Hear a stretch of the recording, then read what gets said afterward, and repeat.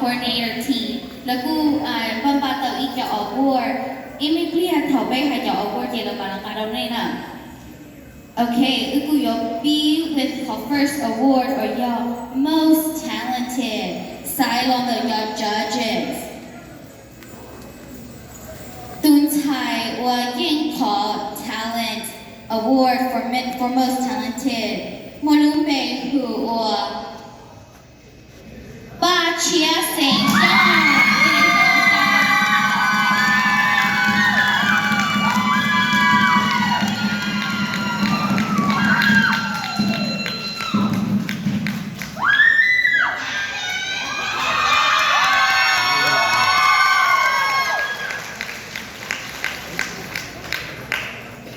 ส่วนที่เราได้นำมาตุนใช้ว่ายัง best self design ใส่ลงในเป็นเจ้าที่เราตุนใช้ว่าหมดจะคงจะมองจง到在 best self design 要ตุนใช้无论美国牛记形象ตุนใช้ที่เรา要到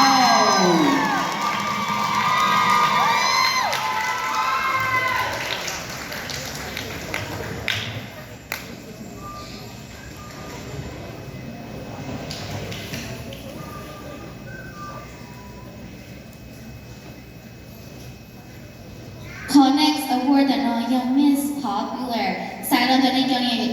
จะจี using call QR code online นะตุนไทยว่ายัง Miss Popular มนุษย์เป็นผู้ว่า牛记形象介绍เรา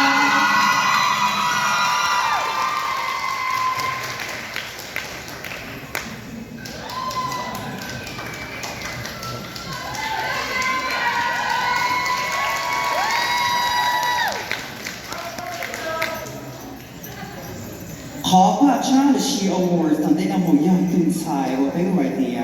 Miss Photogenic และชีตุนใช้ว่ายิงตัวตัวจงชัดเลย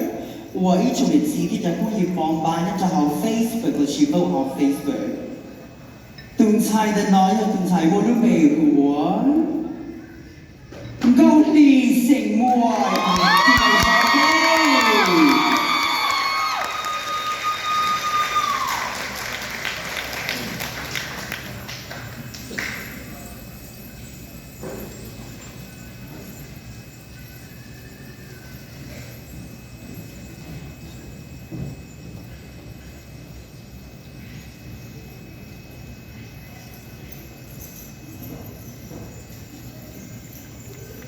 Conquer Award 的呢要 Miss Congeniality ใส่ลงตัวย้อนไทย Miss Congeniality 要说和记得着急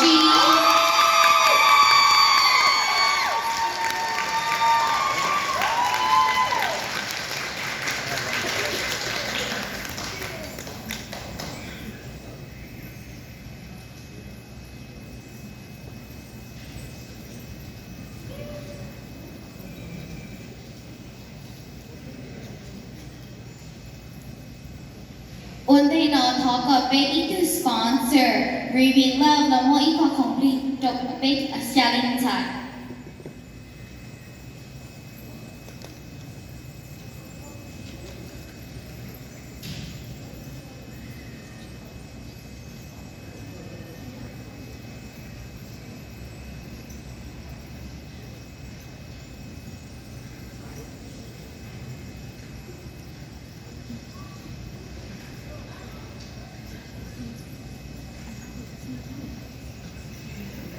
อีช่วงนี้นะเป็นอีกสปอนเซอร์มั่วรู้เป็นหัว Reveal Love นิ้วป้าเตาอีกข้อของผลิตจบเป็น Challenge ค่ะ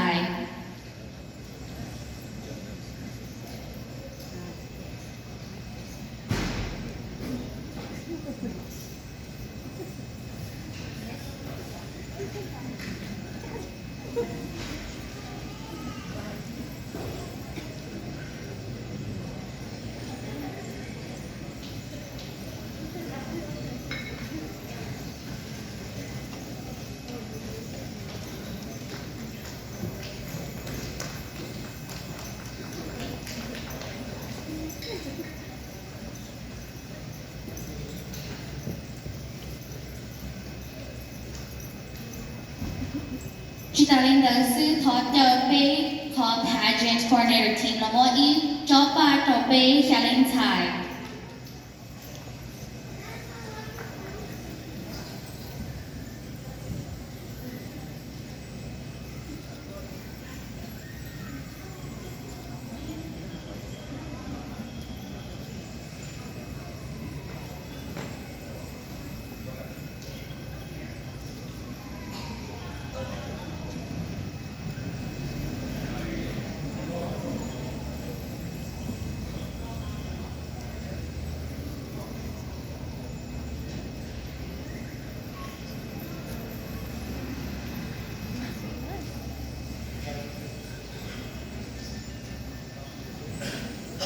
依種字嘅內容就包我諗嘅啲包 pageant committee 就咁齊，對大女生。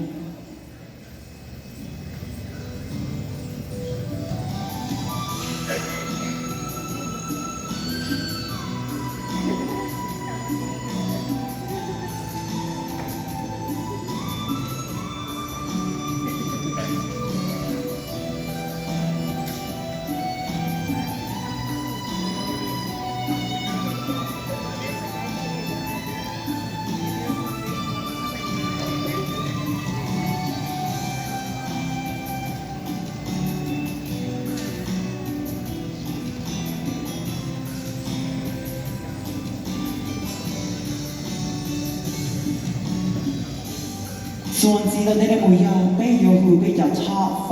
5 top ชิ้นหนึ่งแต่ที่จะเล่นฉันเราอยู่ไม่ใช่เดือนเราเกินเราสุดท้าย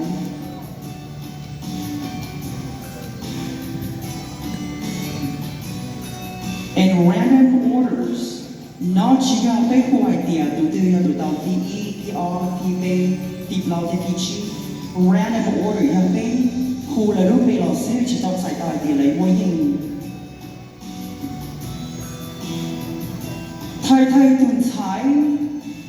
入頭劇情嗰套你都未兩你哋咁呢係我俾個做俾康定太斷踩我呀要沒就讓佢嘅他快呀斷踩冇都未หัว Taylor Moore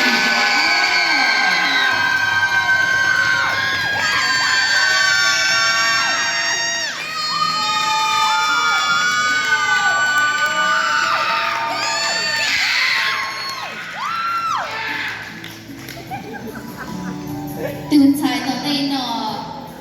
โอยมือท็อปฝ่ายมวยลุ้มเบคืออัวนิ้วจีเสียงจ้างจีเดชอบเขา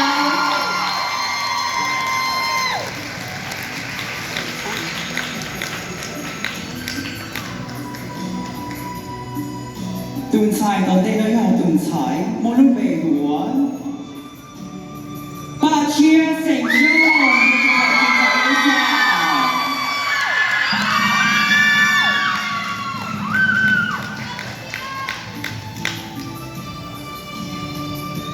ตื่นชายโอโยมือท็อปฝ่าย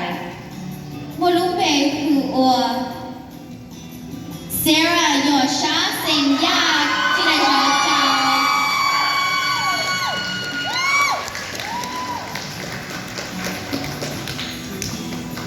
ตื่นสายกันนออย่าตื่นสายโอ้ยรู้มั้ยรู้จักนะมันจะท่าไปอย่าตื่นสายมวยลุ้มเบหัวเกาหลีเสียงมวยที่ไปชาเต้